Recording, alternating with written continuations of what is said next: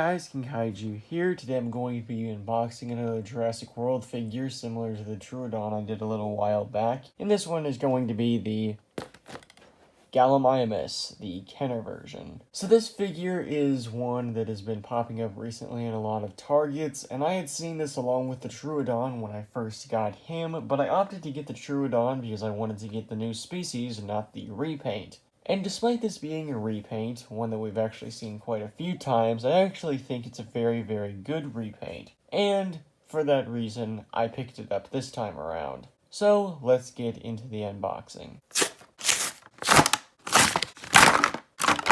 And here we have it. Here is our Gallimimus that looks like the original Kenner version. It has a little bit of trouble standing, but I think you can get the legs to where it does stand, or at least I hope.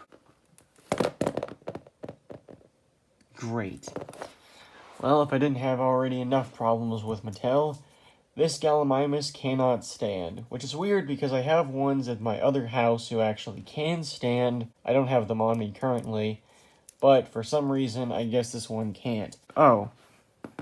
Well, guess it can when you have it on like a tripod stance. I guess you can get it to stand like that, but still, I would like to do it with just the legs only and not the head having to help it, but I digress. Anyways, this is pretty short. I think the figure looks really good overall, besides the fact it can't stand. I'm actually someone who does like this mold. I know a lot of people don't, but I'm actually someone who enjoys it a lot. And of course, the nice little Kenner paint scheme is really, really good. So, yeah, ain't really much else to say other than that. However, I guess I can tease to you guys what the next videos are going to be about.